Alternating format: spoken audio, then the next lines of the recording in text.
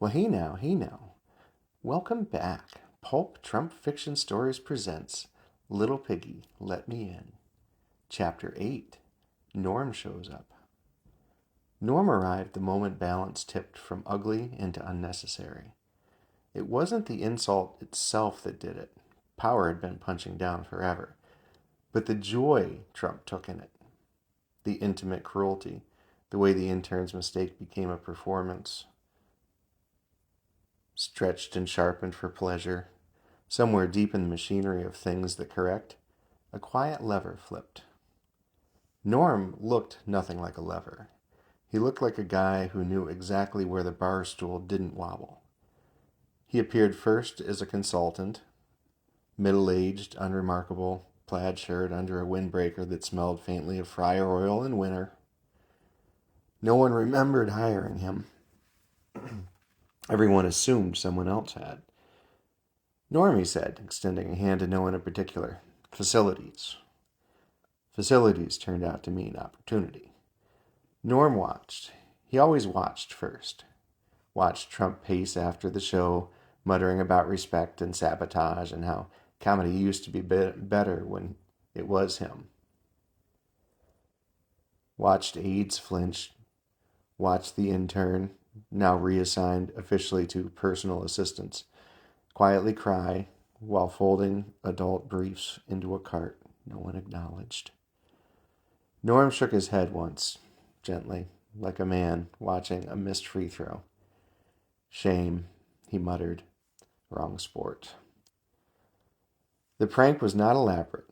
Norm disliked effort for its own sake. The best humiliations, he believed, were efficient. Clean lines, minimal waste, a quick return to normalcy.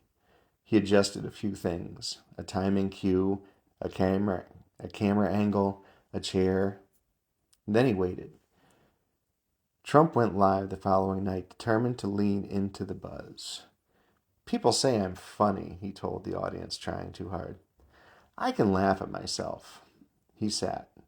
The chair held. For a moment. Then it didn't.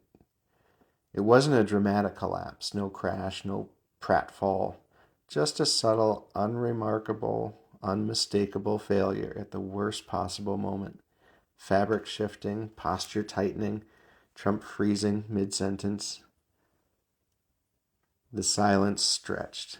Trump's face changed. Not rage, not denial, fear. A smell joined the room. Soft, undeniable, human. Someone laughed, and then another. Then the audience cracked wide open. Not applause, not chants, but real laughter, uncontrolled, organic, cruel and delighted, and completely uncurated. Trump stood too quickly. Too late. The camera caught everything it needed to catch. Not the mess itself, standard still existed, but the panic, the shame, the dawning realization that this wasn't his joke. He tried to smile. He tried to wave. He tried disastrously to play along. I guess, folks, I really made a mess of that one, he said, trying to force a grin. The laughter doubled. This wasn't buffoonery. This was exposure. Norm watched from the control room, sipping a lukewarm beer he'd brought in his coat pocket. He nodded once, satisfied.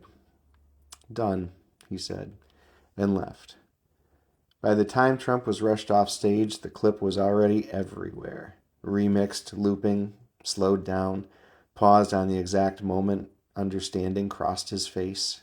The ratings spiked, briefly. But it was wrong energy. Trump noticed. They're laughing at me, he said later, furious and confused.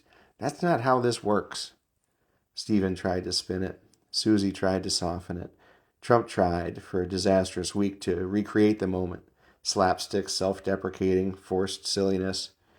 It didn't land. When Trump chose to be ridiculous, it felt hollow. When he tried to clown, he became something worse. Sad. The laughs dried up, the ratings dipped. Even Trump could see it. These points, he muttered one night alone at the desk, they're not registering. The woman did not appear. Balance had been served. Somewhere else entirely, Norm slid back onto his bar stool, wings in front of him, cheap pints sweating onto a coaster. The TV above the bar replayed the clip one last time before moving on to Buffalo sports highlights. Norm barely looked up. "Hey," he said, "got the job done." He raised his glass, took a sip, and returned to discussing the Bills' chances with a man who would never know the universe owed him one. Back at the White House, Trump stared at the numbers, finally unsettled. "This isn't working," he said. He looked up sharply. "Get me the ooze." We don't have a points accumulated for this chapter, as Trump has covered them up, because I don't think the score was something he wants us to see. End chapter 8.